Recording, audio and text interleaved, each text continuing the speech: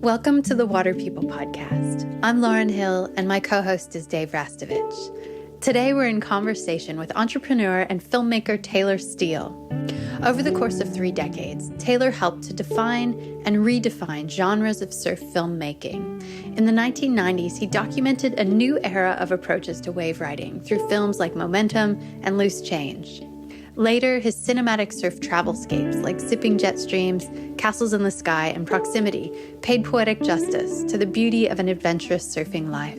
Taylor continues to make and produce films today.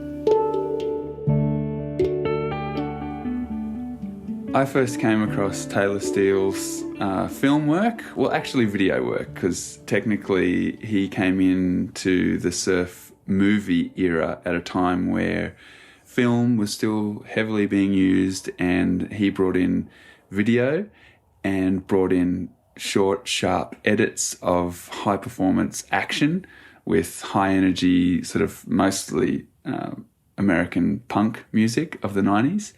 And it just so happened to be that the people in his surf movies were a new generation of very technical and very talented surfers who soon became the dominating force in competitive surfing and high-performance surfing. Kelly Slater, Rob Machado, Taylor Knox, Shane Dorian, all those cats who were actually just a friend group.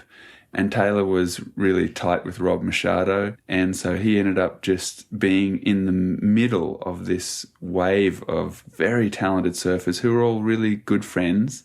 And so, you know, fast forward a little, Taylor documented that rising generation over the next 10 years, so for pretty much all of the 90s, and became the surf movie man, like all of us and the kids you were hanging out with in Florida. Yeah, everyone was watching that on repeat and pausing and slow motioning on your VCRs. Were you? Oh, totally. Yeah. Like when I was little, with my buddies, you know, it was super exciting. It was real fresh, and it was a unique thing. And if you were here in Australia or New Zealand or wherever, and you were watching these crew out of California and Hawaii, because that's their circuit was sort of there mostly, it was just a type of surfing that was really fresh. And the way Taylor was presenting it was really fresh for us too. It was just high energy and evolving too. Like each one would come out with a few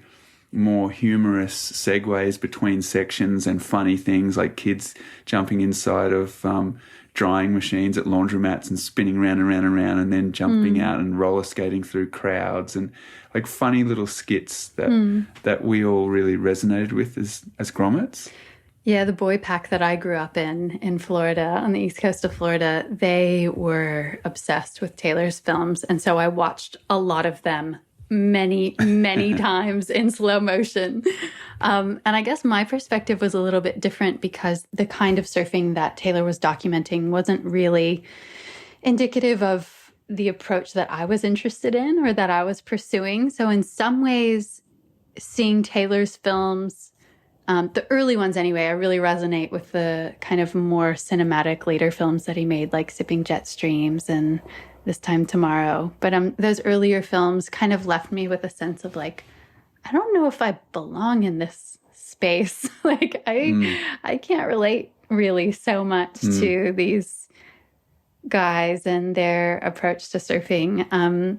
So yeah, he was the dominant voice, and it was a very particular point of view. And I was really excited to ask Taylor about that, how he chose, you know, who to include, who to exclude.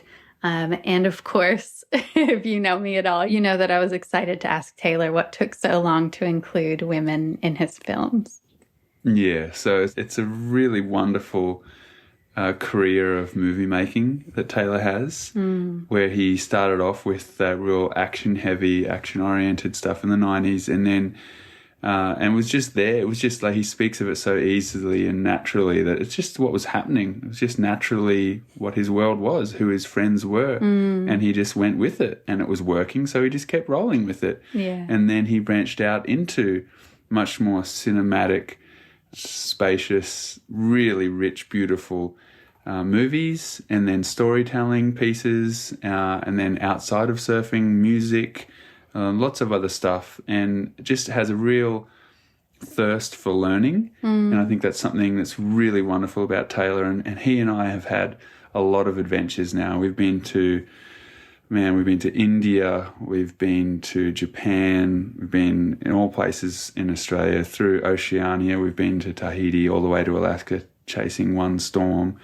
A lot of really amazing moments, and I've gotten to really see and respect Taylor's ability to give a shit about something, to care, but not to choke it, not to control it so much. Like, he'll turn up to a project or an experience or a challenge, and he won't choke it with the desire for control or manipulating or wanting imagery to be a certain way. You're speaking about his directing style in particular. He's just, and his personality. He's just he's got this wonderful way of just being in the world, and especially being challenged, but not overwhelmed by a challenge, and also not so dominating, because that specific role, being a filmmaker or a director or a producer, it requires a bit of ego, it requires a lot of confidence, it requires a real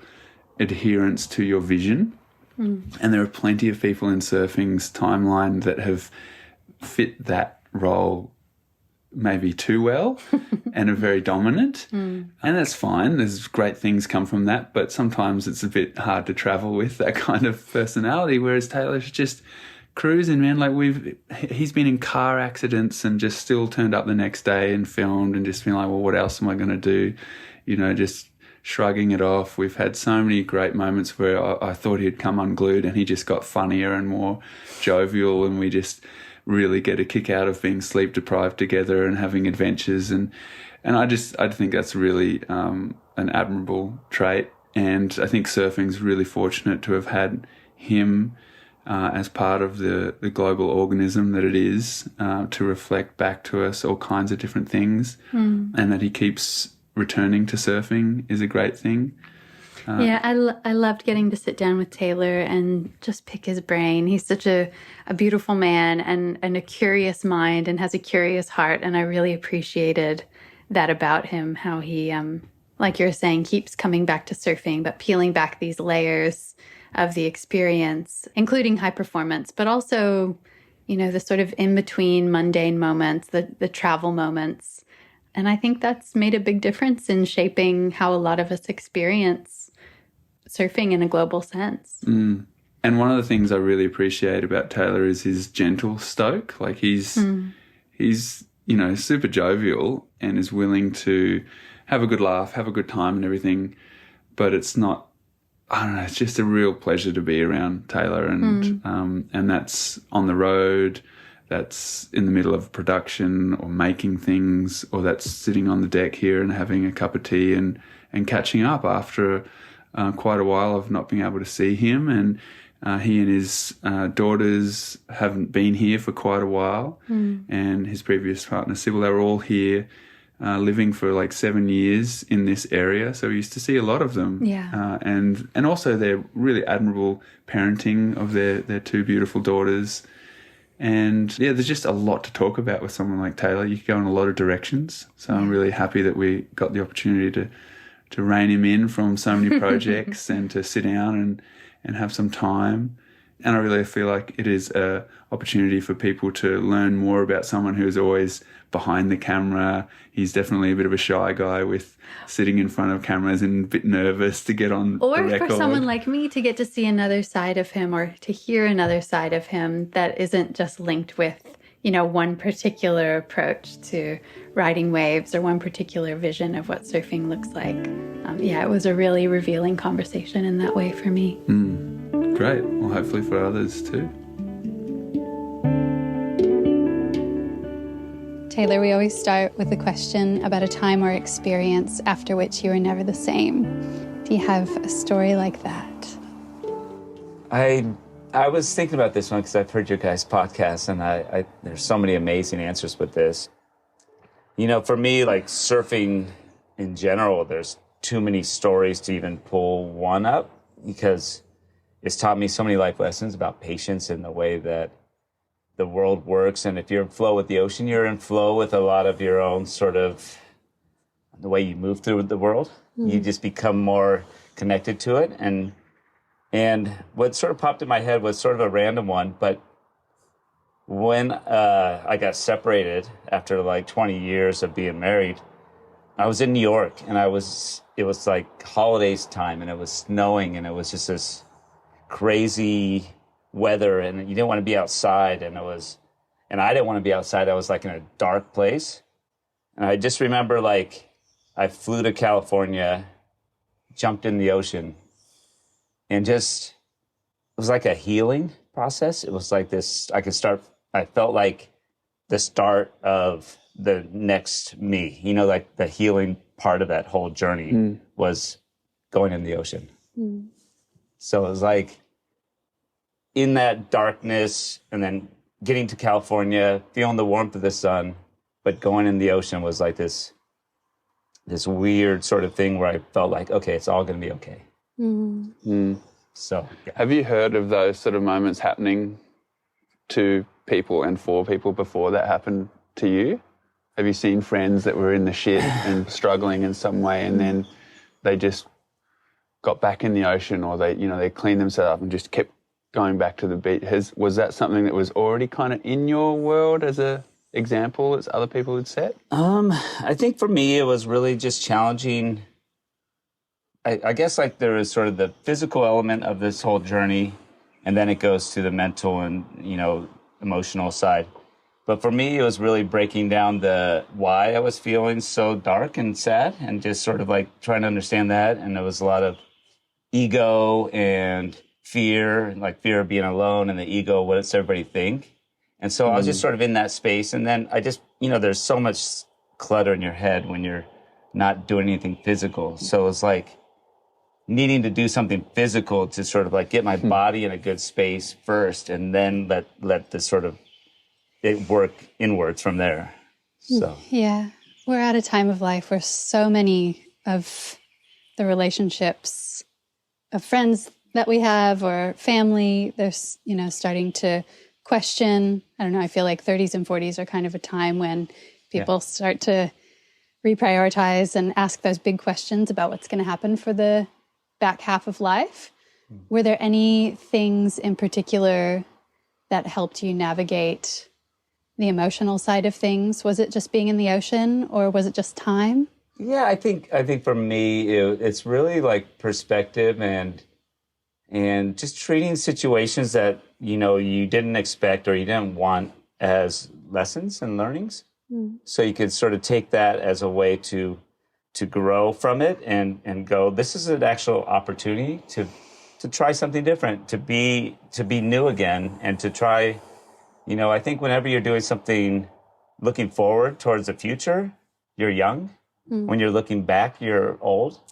And so I like that sort of, it allowed me to sort of like click into this, okay, now the slate's clean and I can do whatever I can recreate and just makes a new future and whatever that is, and be excited by that. So that's what I drove towards.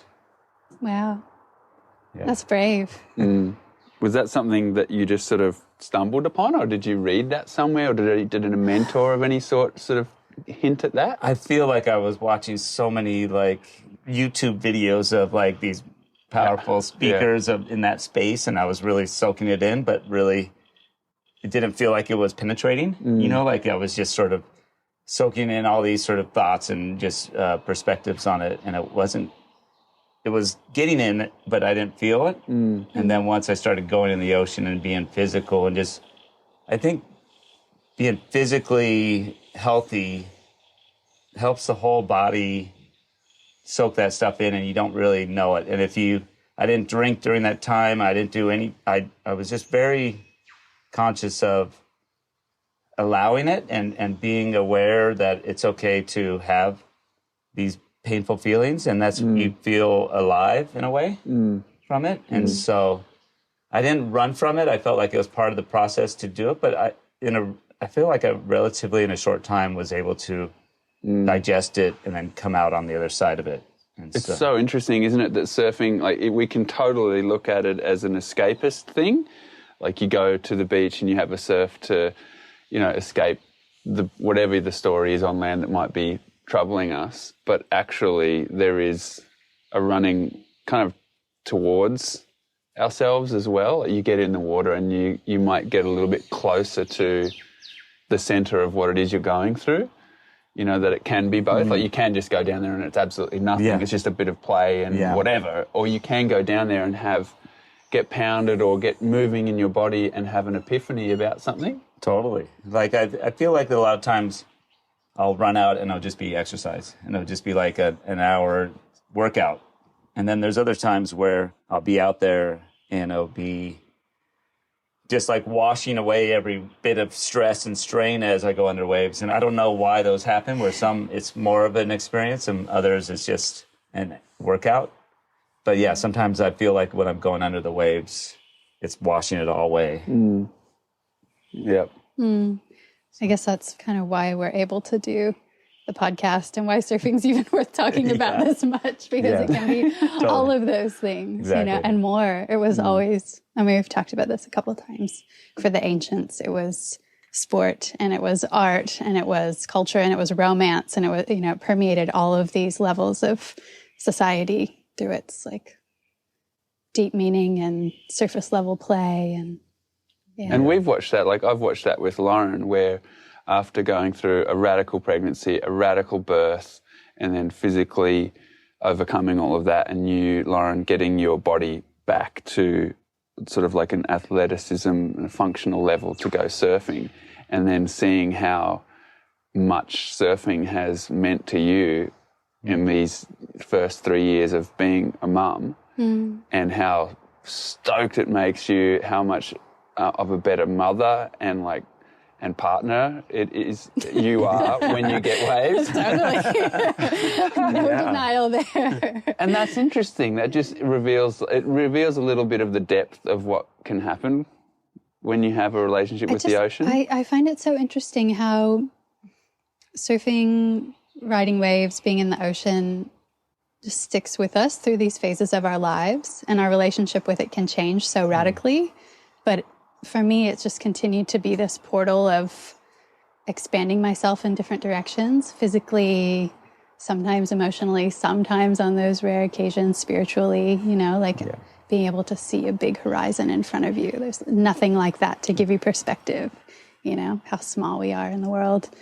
Yeah. Do you think like for other people in other field, whether they're skiers or something, do you think it's just the moment of being present and like super present is what's doing it? Or do you think it's the other factors that you're describing?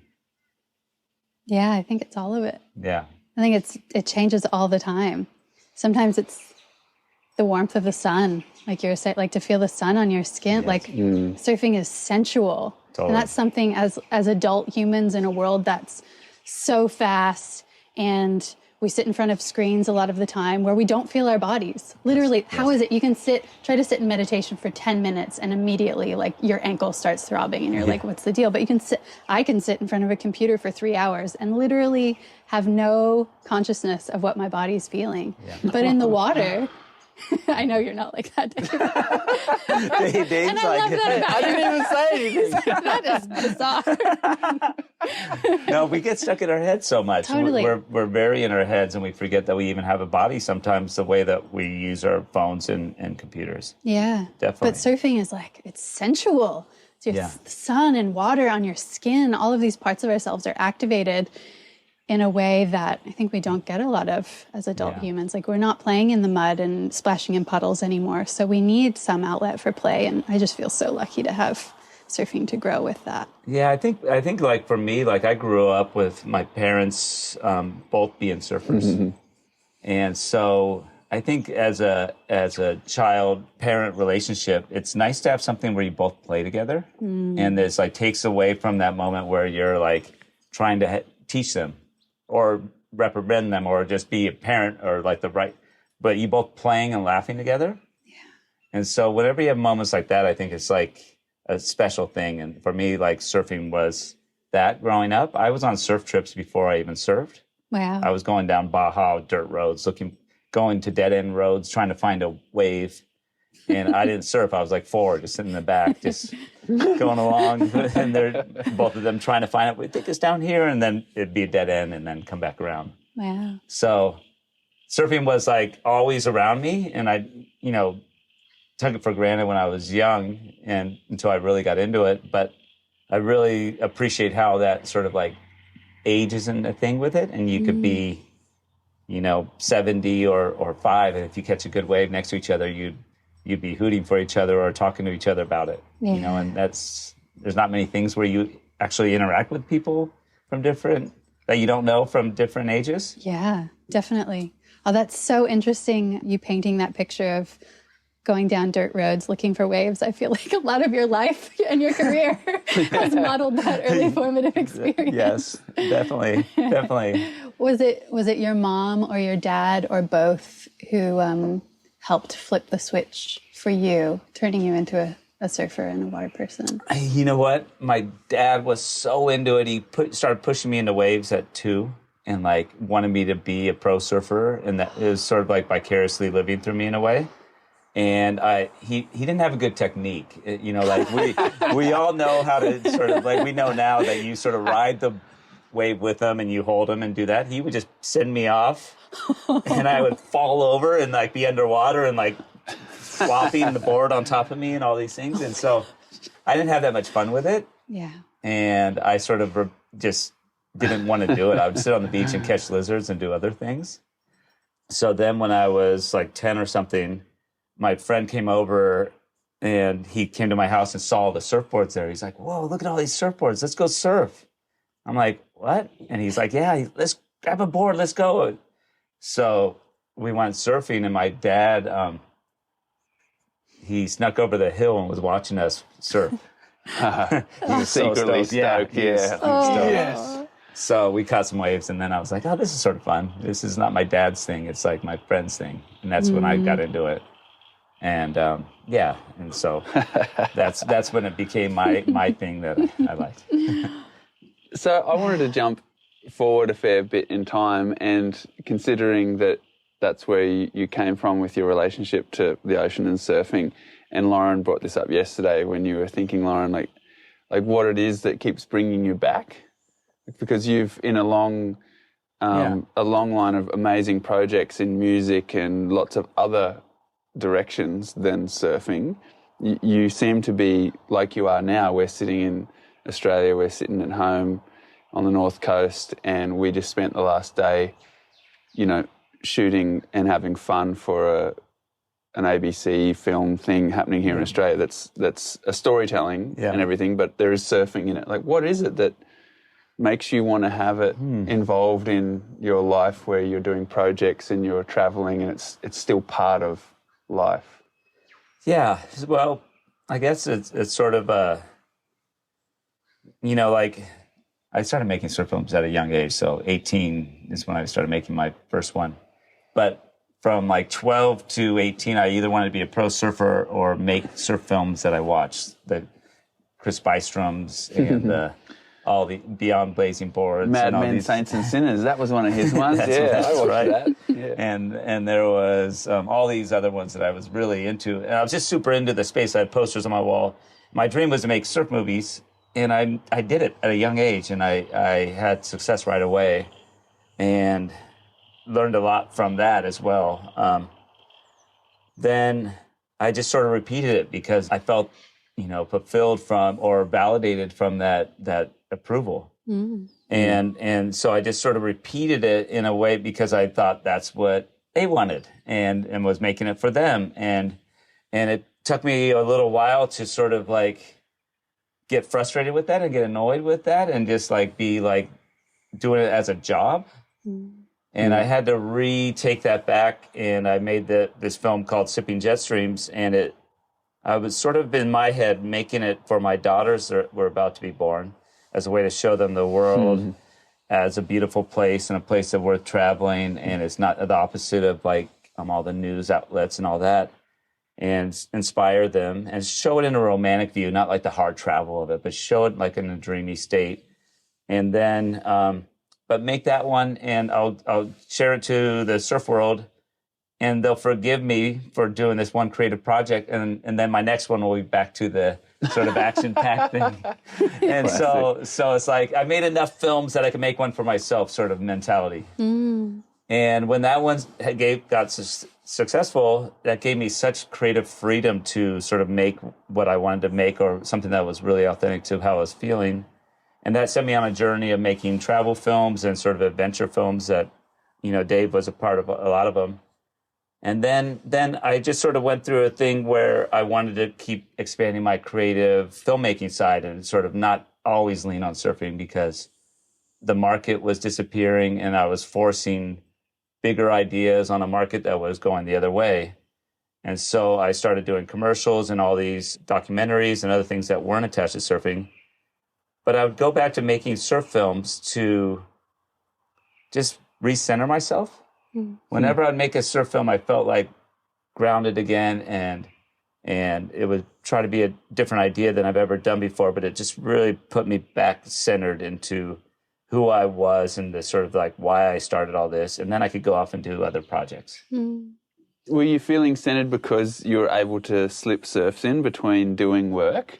Or was it because of what you were looking at and like you were editing and watching ocean and stuff and people surfing? And what was it that made you feel centered in that? I think a lot of times when you're working on these big projects, people are coming from all over and they're super talented and you're inspired by their talent. And then when you're doing a surf project, no matter how it is, it gets a little bit rogue and gets a little bit wild, and you're with a small group of people and you're on this adventure, and that connection by that adventure is something that I gravitate towards, and I like. I've realized I like to try to create memories, because it's really hard as you get older to have memories. And so I like to do things that maybe are a little bit on the edge of it, so that, man, I will remember that. Is there a formula for making memories? There is for me, and it's usually when it's either really shitty or it's really dangerous. Those ones sort of are the ones that really stick with you. And the ones in the middle that are just where it all went good and easy, then those don't stick. But it's the ones that are, and sometimes you could create them where it doesn't feel bad. And that when we did our trip from Tahiti to Alaska in 7 days, that was sort of like a created stress, but it wasn't really stressful of danger or anything. And so that creates a crazy memory from that. So it's more, depends. You all have done quite a few trips together, and I was wondering if there was a time during your travels, maybe you can each speak to the other, when you really got to see what the other was made of, when you were really like, oh, this experience really revealed who this person is to a deeper degree. I would say that the first thing that comes to my mind when you said that is Taylor's perseverance and willingness to just keep going when the shit hits the fan. And that, to me, was India, when after that whole car ordeal and everything. Can you please tell that story properly? Your head was wrapped up and you were still shooting in like 35 degrees Indian heat with a weeping, bandaged head. You were still shooting. It's like, can you talk me through that a little bit? Here, I'll set up that story. You do that. So we get to India, and India is an intense place already, and it's hard logistically to get around to the beaches and to even scour the coastline and try to find good waves. And that we had swell going, and we would just pull up, and the beach break would be just one big closeout.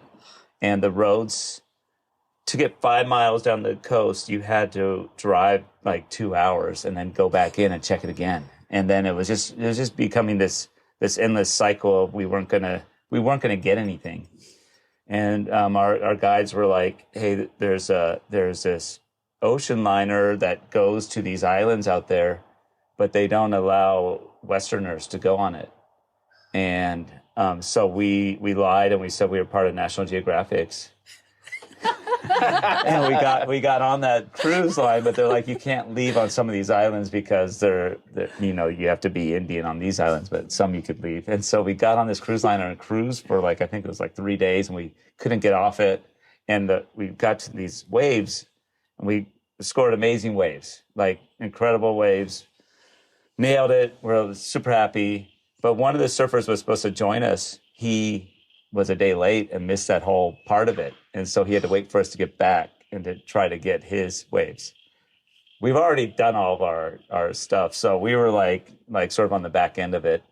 And we rented this 12-seater bus to drive us overnight to get to where that surfer's meeting us and where the waves were going to be somewhat rideable, and there's going to be cool backdrops of these statues. And so we were driving overnight, and right when we're about to drive, Dave goes, I don't feel that good. I'm just going to stay in the hotel and I'll meet up with you guys. So he gets out of the bus. That's when I should have got out of the bus. Dave's got much better karma than I do. He's just a bit of a diva. Yeah. Either way, next time Dave says I'm not getting in that bus, I'm not getting in. And so then we drove all night, and at like 4 a.m., we're sleeping all over the place. We have camera cases behind us just stacked up, and I'm sleeping on the floor of the bus, and Dustin Humphrey, a photographer, he's behind me, laid out on these chairs. And this big smash of like, wham, a car hit us. And as I sort of wake up, I see a semi-truck pulling off. And I think like a semi-truck went to pass us and sort of clipped us on the way in. And when it hit us, it hit sort of with a bang. And I thought the driver was just pulling over to sort of like check damages. When I opened my eyes, we were going straight down a cliff, and the driver was screaming at the top of his lungs, like, and we're going through bushes and going straight down, and it didn't feel like he was braking or anything, and we're just going full speed, like, down this thing. And next thing you know, it was just like, wham, we just stopped. And basically we went down like a 30-foot ridge into a riverbed and hit a tree and all that, and at the bottom, and all the gear flew forward. Dustin flew over me and hit the dashboard and busted some ribs. I hit the bottom of a seat and got blood was flying everywhere. And then out of your head. Out of my head. Yeah. And everybody else was sort of fine in the front. The driver was fine because he had a seatbelt, and our sort of guide was fine too because he was in the front and he had a seatbelt on as well. So they were fine up there. But me and Dustin were just worked, and all the gear was all over the place. I step out of the car. I'm in like knee-deep mud. Like my sandals were instantly gone. And then I'm looking. I'll have this memory for the rest of my life. So this is how you get one memory.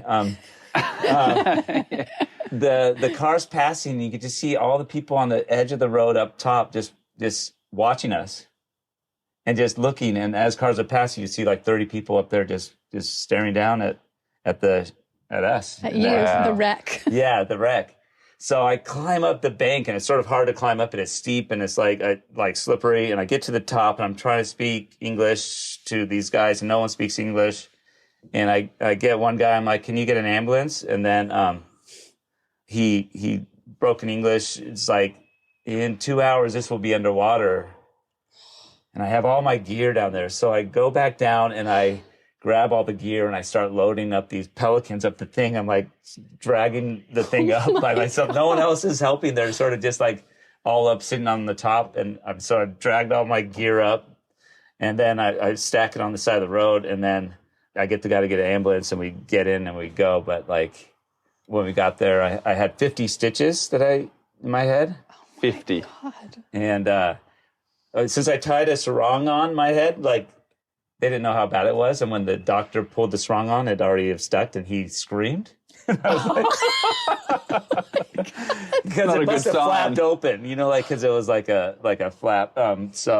Yeah, and so we were in that. We got that happened at 4 a.m. We were in the hospital. They did the stitches, and then I just didn't want to stay in the hospital for 2 days, so we checked out. We checked ourselves out at like 7 a.m. And then we got to where Dave was, and Dave's like, stretching. And then and we had a bandage, and then we're like, well, what are we going to do? Just sit around? We might as well go film, because we weren't. So we just went and filmed we just went and filmed that morning. Yeah, so that's the perseverance thing I was talking about. It was unbelievable. To me, anyway, I was And just, in like full tropical heat. yeah. Like delirious. Yeah, my head started heat. swelling, and people were like, I think it's infected. Not good. That's not a sentence you want to hear in India. Yeah, relating but to your head. It was like, it was just a bruise of hitting the thing. But yeah. Yeah. Well, that to me, so that was the thing of like that. It's that hard was, work for a memory. Yeah. It's hard work. You might want to not go to that extent to get a memory. But, but to me, that, and then also when we did the This Time Tomorrow trip of just dealing with, situations in order to be in the right spot at the right time, typically for surf, and your ability to just take challenges in your stride, just like that, is always fun, when you get thrown a curveball and it's like, oh, how are we going to deal with this one? And to me, it seems like Taylor's always got that ability to step back or to zoom out a little bit and just start problem solving, not be overwhelmed and be like, holy shit, it's fucked. This is a sign, we're screwed. We should just stop, It's like, no, here we go. We can massage this, we can do that and go around. And like with that, like figuring out how to try to get out to the lineup in Tahiti on a day when there's no boats and it's illegal to go out in a boat. So you're just like clambering up onto a roof with a super long lens, getting a different angle. And like, all those sort of things where we were able to do that.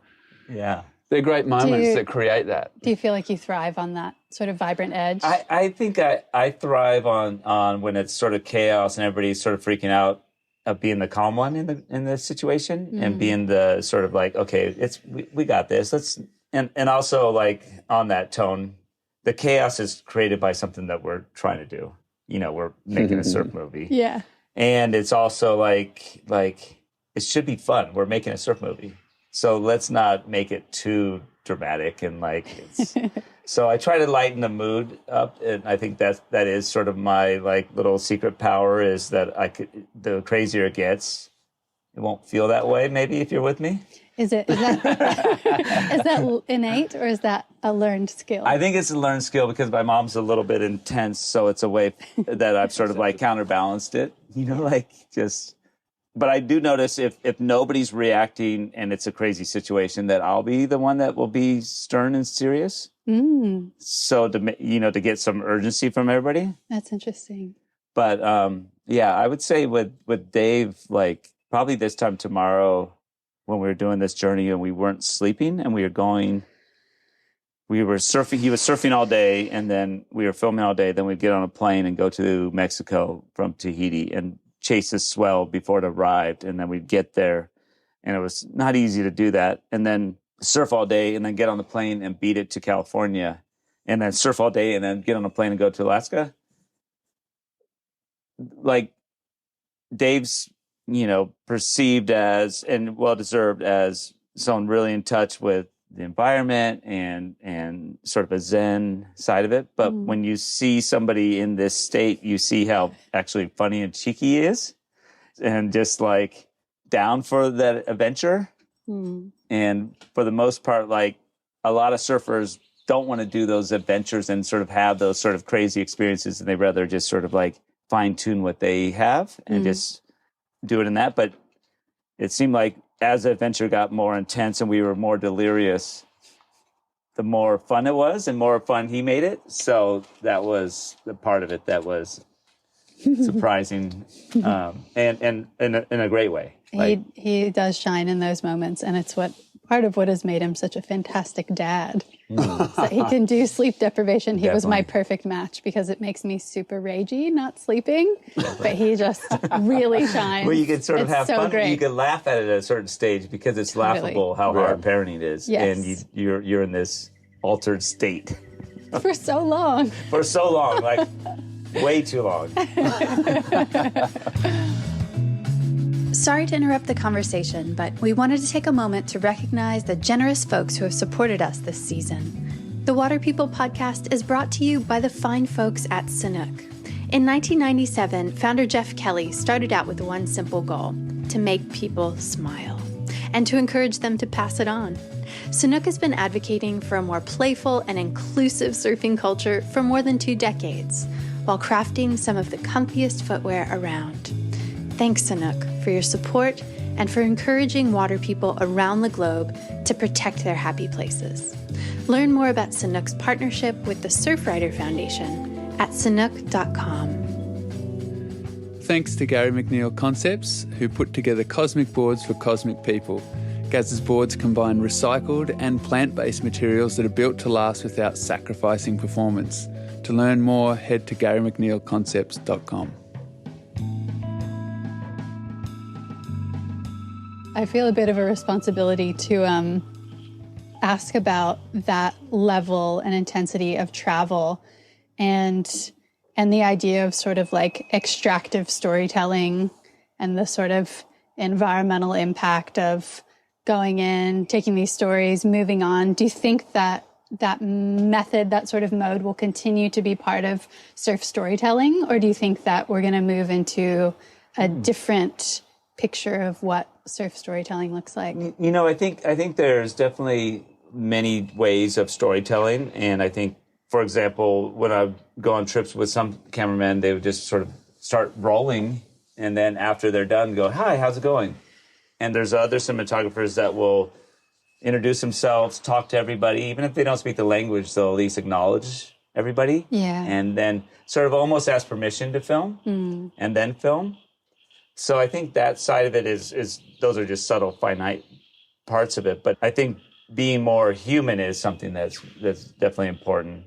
I think, like, as far as the question on how travel is affecting with airfare and travel, like the environment of, like, I mean, airlines and the way that affects the environment, or is it? Yeah, I guess it was kind of I guess I was thinking about, I was listening to a chat last night from a filmmaker, Maya Newell. She made a film called Gaby Baby and another one called In My Blood It Runs. And she spoke a lot about extractive storytelling and how the culture of filmmaking has been really to go in and start rolling and not really ask permission and not really establish relationships or give power to the people that you're filming. So part of the question was kind of like, is the culture of surf filmmaking going to have to change as we become more aware of our humanness and our impact on the people that we're filming? And then the other aspect of that question was kind of like, is our culture going to continue to be one? Can it continue to be one where we can just jump on a plane and get a swell each time a swell pops up? Like, do we still live in that world? Well, on the first side of surf filmmaking, on the first part of that question, I feel like surf films, that market has changed so drastically where there might be a good business model in that, but I don't know that. And maybe it's more in a vlog or a blog sort of style. I don't know if the surf film, you make a film, you show it in theaters, or if it goes to iTunes or something like that, is even a viable business model. Wow. And so that side of it is the biggest thing that I would question anybody that's like, I want to make a surf film. I'd be like, well, what is the distribution side of that? Because that might be gone right now. People might not have that. You know, I'm sure everybody would love to get together in a theater and watch it together, but they're not willing to fund it the right way to make it possible. So for me, like when I make films, it's where is it going to be seen, and what's the best way to make it so that's seen in a way that touches people. And like, I think it's important to come from it depends on what kind of film you're making. If you're making a documentary and you're showing all sides, then it's important to show all sides. If you're making a film that's representing a feeling from yourself, and then you do it from your perspective. So I think it's important to be authentic to what you're making and not be influenced by what the audience thinks or influenced by what will make the most money. And make something that really affects you in a way that inspires you, because it needs to be a little bit like scary for you to make it, and it needs to be emotional, and needs to make it so that you're making it because you're really inspired by that, because it takes a lot to make films. It takes a lot of energy, it takes a lot of money, it takes a lot of collaboration. And so that side of it you need to really check and make sure it's worth making. And that's something I've learned over time. There's projects where I would just say yes off a beer, and then like later I'm like a year into it going like, how did I get involved in this project? Not because I thought it was a bad project, but I wasn't really invested in it. Yeah. And the second part about traveling around the world and doing that is sort of, like I think at least for me, if it is something that I need to share and get out there, like I'll find a way to do it. And so if I gotta take a cruise liner and sit on a cruise liner or sail there, I would, so I don't know, as an artist, there's certain projects that are inside you that need to be shared. And I don't know where that comes from, but yeah, I think the world will open up again where you can jump on a plane and do it if you want to in the future.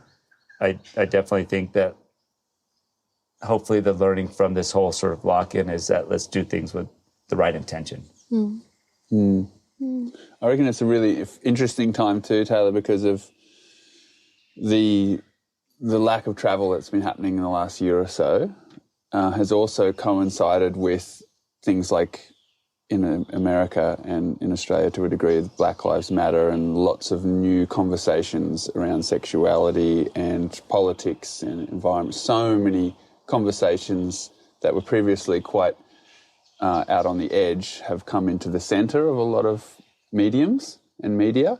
And something that comes to my mind when we're just talking and listening to you both then is the Afro Surf book, and which is coming from South Africa, coming from African surfers, and them telling their stories of what surfing means to them in a lot of countries that have just been through radical conflict or trauma of some sort. And so a lot of people there who are featured in this incredible book speak about what surfing does for them in getting over things like that, and also about their history there of surfing and how, like, even things like the Endless Summer, and some of the early storytelling of surfing around the world, and especially in Africa, was so dismissive of the water and ocean-centric cultures that have existed there for a very long time. And so it was possible for them to, surf and say things like they were discovering new waves and no one's ever surfed here before or ever surfed there before. And it's just a different world now. Those people there, like if you go to Ghana is which is really interesting, mixed wave, they called it, the snake in Africa a few years ago. That's a place where people would have been and have been surfing and interacting in the wave zone for a very, very, very long time. And it's only been the last few generations that have stopped that through the slaving trade and through other conflicts and whatnot. So I feel like, in response to what you were saying, Lauren, too, just my feeling is that in the same way we can't go to Indonesia now and ride waves and say no one's surfing there and you're discovering all these waves, because there's locals who are surfing a lot of those waves now, and they have a whole culture of surfing there. That's sort of happening all over the world. Like there are so many places now where there's like a revitalized new generation of surfers able to play in the wave zone and be in that area as they would have done a long time ago, but haven't done for the last couple hundred years of either conflict or invasion from other forces. So it's just it just feels like if we are able to start traveling internationally again soon, and people want to do, like people like us who want to do exploratory trips or go to places where we feel like there might be surf but no one's surfing, there's going to be, I think, a new lens, a new way to tell those stories that is inclusive rather than semi-exclusive and just with the blinkers on, only going to surf a wave and not talking about all that other stuff, because those other things are incredible stories. How do you turn your back when you realise, there's a child soldier who's surfing now and that's how they're dealing with life is through surfing? It's like, how do you avoid that story? You got it's true. I actually, as a filmmaker, hope that there's other filmmakers that are telling stories from their point of view from those places. Instead of just surfing it, they're making the films like those guys are doing. They're making little films and sort of showing their perspective and giving their humor and slant to it, and it's great. That side of it is super inspiring when that gets out there and shared. Do you feel like the surf industry even exists anymore? Do you think it's a thing? Considering you've been a part of it and in and out of it for a while, like we both have. Yeah, I feel like it's the shiny light is just such a sliver of it. It's just like that's like the race car drivers of the whole space, when really everybody's going everything from walking to mopeds to like everything else. So it's all these other sides of it that are not being covered with it, but it's not their responsibility to do it. It's everybody's voice to share it and have it. I like the idea of instead of a voice coming from one place outward to everybody, like lots of voices that are sort of affecting their inner community. And I think that's where the storytelling has a sort of greater impact. Yeah, I reckon it's a trippy time for all of like just the surfing organism. It's like just the way the big sort of dominating contest and media sort of entity that was there has fractured and has lost its shine, and like they just keep flogging it like a dead horse. It's like they're trying to keep it going, but it's just struggling, and kids, especially here in Australia, so many kids don't have an interest in that world, and it's been happening for a few years now because of all the free surfing sort of people that have come in Australian surfing the last few years and how good the waves are here. And it just feels like such a different period where the allure of all of that is changed. I think at least with that, there's a structure to it and a growth that you can sort of project. I worry about I worry about that side of it as well as being too dominant, but I also think on those free surfing side of it, the sort of like feeling irrelevant really quick stress is a thing. Where they drop a clip that's taken them a year or 2 years to make, and it's just this incredible surfing, and then people are expecting something from them. It's ephemeral in a way that your films, I mean, we all sat down and watched your films over and over again on VHS or DVD. Yeah, that's interesting. And that doesn't happen with web-based media, does it? No, for me, like that's the sad part of the whole where that side of it is I feel blessed that like my films would sort of be in a background or just a soundtrack or whatever, and it'd be played over and over again. Now, you release something and it's just like so forgotten so fast, and it's hard to make something that has a memory in a film side of it. And so I feel like to sort of like break into that space now, and for future filmmakers, you really have to get creative to make something that's going to make an impact in today's world. And I'm all about.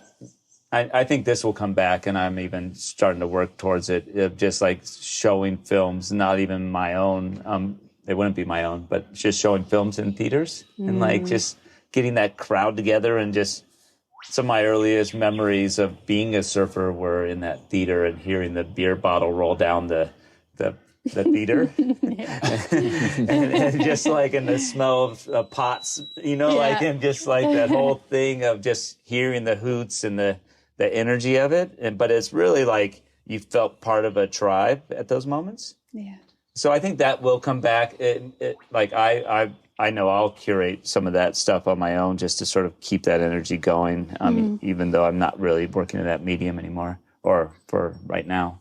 I always like sort of like in my head say, oh, that was my last one, but I know it's not, so I don't say that anymore.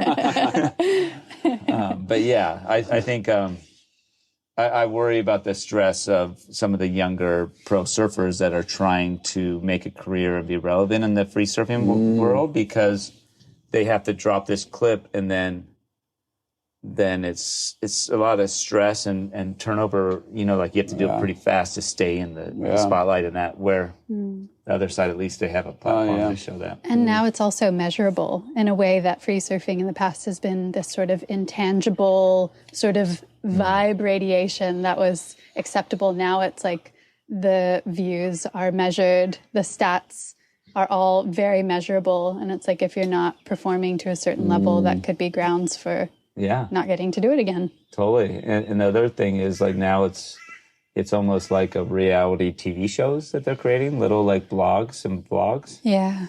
And so that side of it's like a new sort of, that's the newest sort of surf films out there is all the guys are making films of them like working around the house and waxing their boards, and then they go surfing, and then it's like back with go eat a sandwich, and you're just seeing this snapshot of their day, and that's the video. And so it's an interesting space to watch, because I feel a little bit of that. Or not.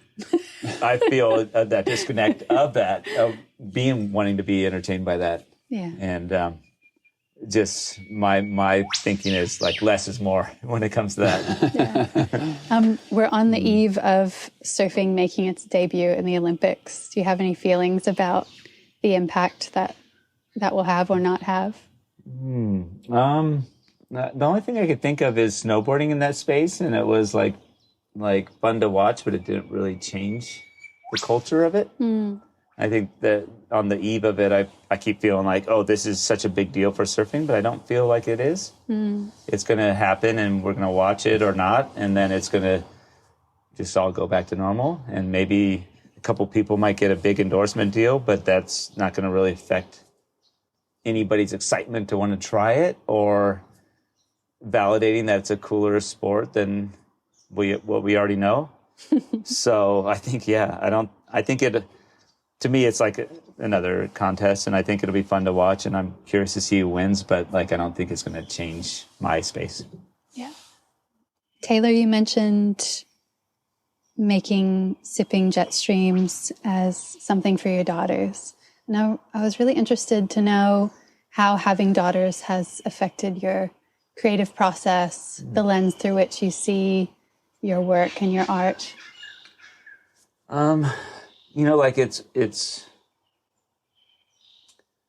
I think that's such a hard question, because like having kids just changes the way you see a tree. You know, it changes everything. But I always had like a weird responsibility. Even when I was 18, I was like, well, 12-year-olds watch these films, so let's not put some scenes in that might like be a bad sort of influence. Yeah. But when the idea of even having children, and Jaden was going to be born like 9 months later, I started Sipping Jet Streams. And it was sort of off that idea of like, what do I want this child to see the world like? Really changed the way that I sort of approached capturing things. But I think like ongoing, I think that we could see the world in a negative slant, or we could see it in a positive slant. And I always lean towards that positive sort of perspective. And I think that was really pushed harder on that direction once I had kids. And so for my daughters, I really want to show that positive light. And, you know, proximity there was just the element with Steph and Dave, like was an important one for them to see on the surf film side of it, just to see that it was two equals together, and not like here's a female section, here's a male section, but it was two equals riding waves together and actually riding a wave together. But that was like, I'm more in the subtleties, but for me, that was a definitely conscious decision. I really appreciated that section. It was really beautiful to see. Yeah, not a segregation, because surf culture has had a really segregated approach to men's and women's surfing. I think we're going to see the erosion of that more and more. But you know, I couldn't sit with you and not ask what took so long. I know. Well, I knew this question was coming. Is this what you were referring to yesterday?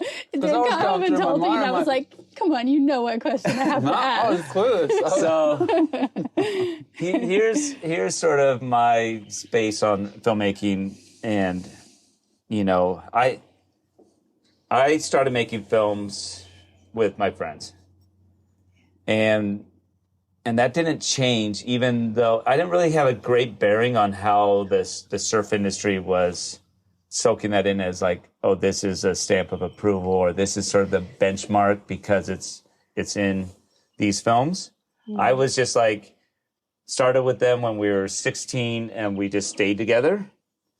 And, like it was really unfair to a lot of, like, there was amazing Australian surfers that weren't included. There was amazing, other Hawaiian surfers that weren't included. There was a bigger group, even Californians that weren't included. And definitely the female surfing world not included, because it was just my group of friends. Yeah.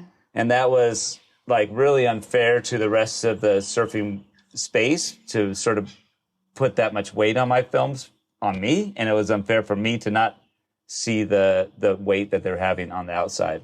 Yeah. Yeah. I think it's a great conversation to have. And it's so nice to hear you give context and reasoning behind your decision making, because that helps knock down that wall that it's like, that it's been some conspiratorial blocking of certain people. In lots of ways it wasn't. It was just usually young white men from California have been given the opportunity or have created the opportunity to make something, to pursue making art or making surf magazines or books. And they've told the stories that they know, that are familiar to them. And that's that's what our culture has been made of so far. And that's just now starting to change a little bit. Yeah. Like in my space, really, like our group was off of Kelly. Kelly was like, he was such a beacon, or like this energy that was magnetic around him, that we just sort of all like got pulled into that vortex. But it was like, that's who my friends were, So for me, it was like writing where my dream was and going down that route and not really overthinking it, and just sort of like, who wouldn't do that? And it was like, who do I want to go on a trip with? I want to go on a trip with my friends. I know Benji's funny, and I know Shane is, and I've known them for, since I was young. Yeah. And so it was really simplistic, but then, like I said earlier, it became a thing where I was stuck in a formula.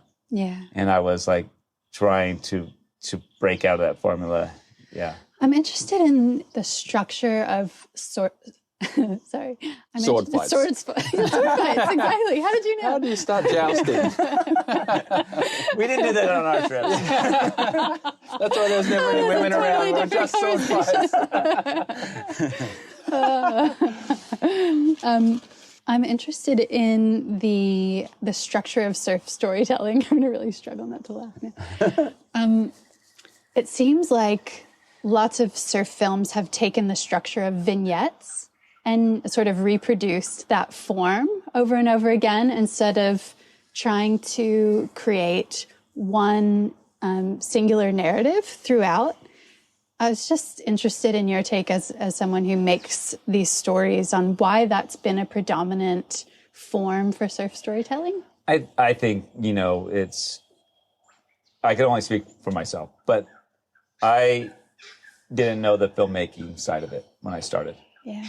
And I learned as I went. And what I learned in the beginning was you shoot the action, even if the horizon's crooked, and then you edit it to a song like MTV that I was watching on TV at 17. Then that looked cool to me at 17. As you get older, you sort of get more curious on the story and the emotions and those things. But,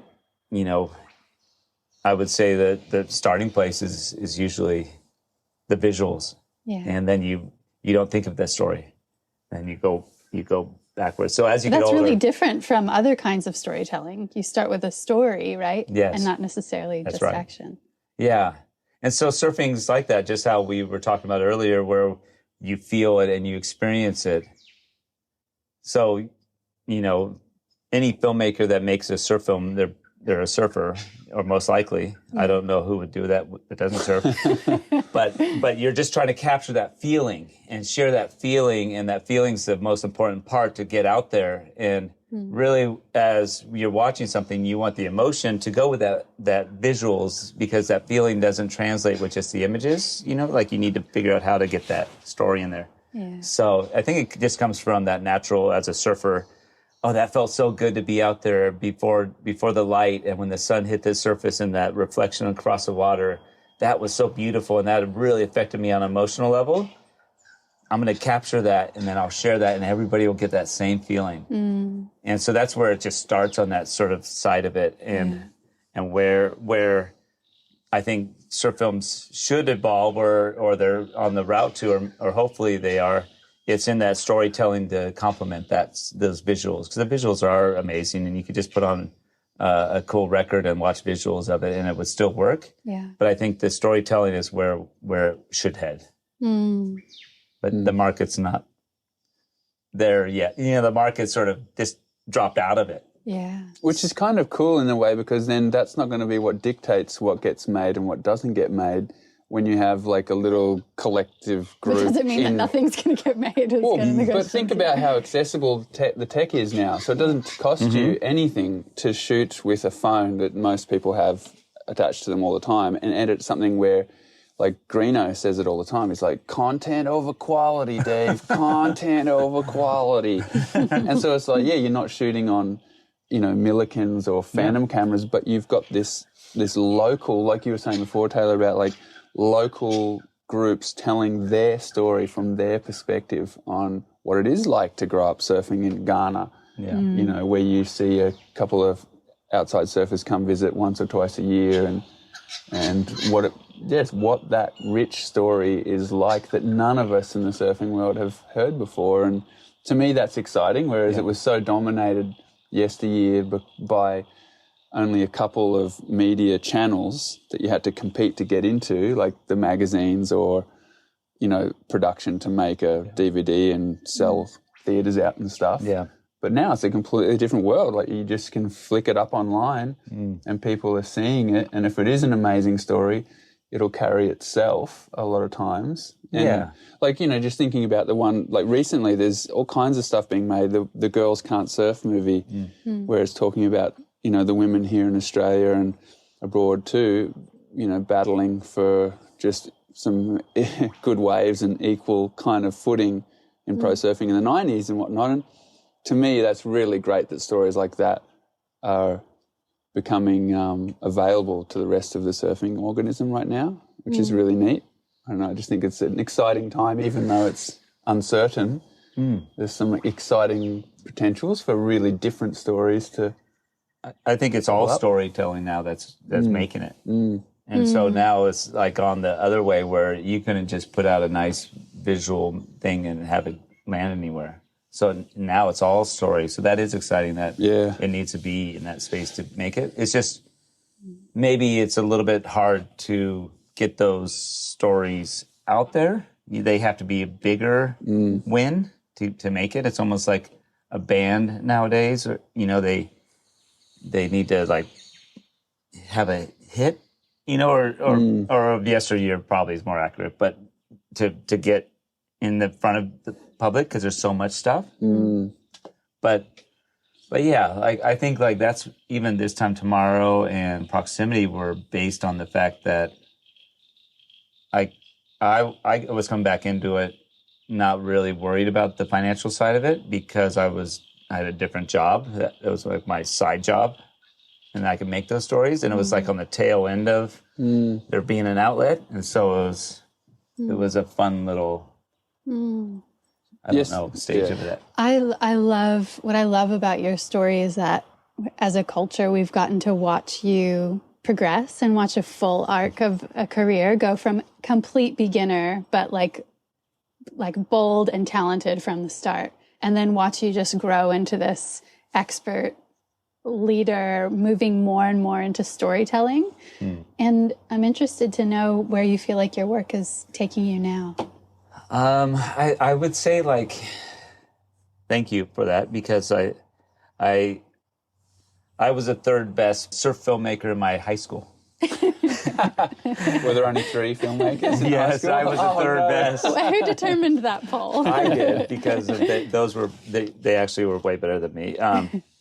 But I really cared and really wanted to do well, and so I learned sort of by just wanting it, but I would say that like what's sort of true with the sort of filmmaking and sort of thought process is true with me as a person is I'm just more in touch with my vulnerability as I get older. And that vulnerability in filmmaking is a great thing as well. And so, before I was worried about being like macho enough or, like all these sort of like male sort of like deterrents that are like negative. But as I got just more comfortable in my own skin and all my insecurities, like I was so shy in high school, I could barely even talk. And film was the only way that I actually was connecting with people and being validated. And so then as I got older, I was more confident in myself. And then that confidence to be soft and be sensitive was okay. And so that's where sort of like my films, if you look, they become less hard punk rock and more connection and just slow. So, yeah, I don't watch any of my films, but I hope that they've progressed over the years and just sort of there's an arc with them. And I feel like I'm making them that I would want to watch them. And so that if people are the same age or a little bit younger, they'd be in that same sort of chapter in their lives, and there's maybe a journey with it. But yeah, that's the goal. I reached out to your daughter, Jaden. Oh, fun. A teenage daughter, to ask what we should ask you. And she said that we should ask you about purpose, about what our purpose is here. She said that you have unique and beautiful insights about the world, which I think is pretty generous from a teenage from a daughter. 16-year-old, that's pretty good. Yeah. That is really good. I know. Do you have a distinct sense of what your purpose is? I don't have a distinct one, but I feel like when I feel most authentic, I guess, is when I'm sharing and being sensitive in a way that allows other people to let their guards down. So I guess when I'm in that space where I'm allowed just being completely raw and vulnerable is when that I feel like best version of myself. So I think as far as purpose goes, I would say that, we're all sort of just searching for the magic, the thing that sort of like feels most like us. And then we should share it. Yeah, the sharing is an interesting one, like in surfing. Like you see a lot of older crew loving, and you've seen that with, actually I remember seeing that with Kelly a lot, him taking like other people surfing, like the Eddie Vedder types and those kind of like introducing surfing to people and getting so stoked on seeing their new love for this thing, the ocean and surfing. And think about that with like people like Rusty Miller in this area, who takes people surfing and has done for decades in Byron Bay, and just how lit up he is, and that sharing aspect is a really sweet one with surfing when it's done. Even back to someone like Duke, and all those people saying, just share a wave, give a wave. And it's a simple thing to say, but like filmmaking is a way of sharing that stoke, like you were saying, that feeling, trying to communicate that feeling somehow. And interestingly, today, it was a rainy day and our little boy was feeling a bit crook, and so we have a little projector and we projected up 1984 Bones Brigade video, right? So, the only thing we let him watch is Bones Brigade. We actually put You're going to be a pro skater. Yeah. We put on... Yeah, we put on Debussy and like classical music. Okay. So it's not the music, it's just the visuals. Okay. But he's sitting there and he's watching, and I was watching it going, I wonder if you, Taylor, watched those as a kid and if any way they seeped into your personality, because I was watching them and here is Tony Hawk, Hosoi, Lance Mountain, like this little group of McGill, these friends who are extremely talented, like performance-wise, best in the world. They're quite squeaky clean. They got Stacey Peralta documenting and making the videos. They're these little vignettes, and there is not gaggy things, but like little things in between where they're skating through New York, you know, with a group of 6 of them, and they're running into trash cans and running into people and just stoked. Like they're having so much fun, this crew. And I was watching that and I couldn't help but feel a similarity with some of the things that you've done over the years, and just with that group of Kelly and Shane, all that crew being a group of friends who just also happened to be kind of the best in the world at that time, you know, like reinventing the action and the activity. And anyway, I was watching that and I just got a really cool sort of feeling from seeing these guys having so much fun, but also technically unbelievable skaters. And I just wondered, like, did you ever watch those as a kid? No, I didn't. You didn't? No. Oh, yeah. Wow. But those crew were close in proximity, like they were, the Del Mar skate ramp was right there. I would see those guys skate, but I never watched the films, and I was just, never got into it. But yeah, I think it's exactly, Stacey was probably just filming his friends and just like went on this journey as well. It's a neat thing, and I think we keep seeing it sort of happen. We have like Kai, Neville and Dion and those guys, and they're all buddies, Creed, all that crew, the young crew here in Oz, that they all love getting on the drink and having a wild time and going surfing and making little video clips of what they're up to and stuff. But that's just their little crew they love to hang out with. Mm-hmm. It's kind of an empowering formula, really, isn't it? To show people you don't need to know someone famous who has 1 billion Instagram followers or whatever. You can actually start storytelling in your backyard with the people that you know and appreciate, that you can see their humor, you can see their story and their talent, and you start there and you can't imagine what that can grow into. Totally.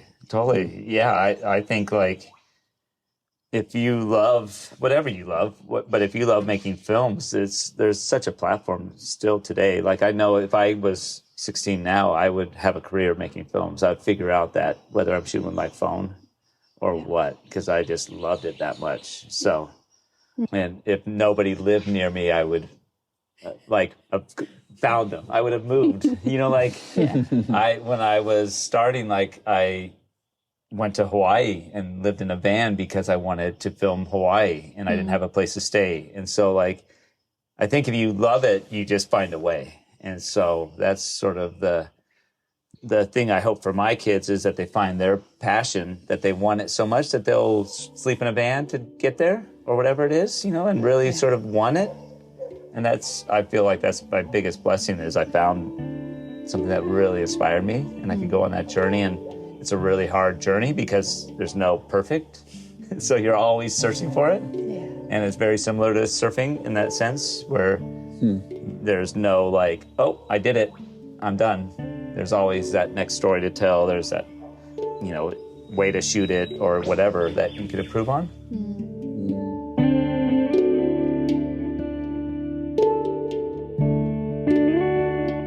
Thanks to Taylor for being such a consummate artist and observer. And special thanks always to our sound engineer and in-house musician, Shannon Sol Carroll. On behalf of myself, Lauren Hill, and my partner in rhyme, Dave Rastovich, thanks for making the time to listen with us today. If you have a spare moment, please consider leaving a review of the podcast or sharing an episode with a friend. Both help us to find the best stories from our global community of water people. We'll be continuing today's conversation on Instagram, where we're at Water People Podcast. You can find every episode and some extras on our website, waterpeoplepodcast.com.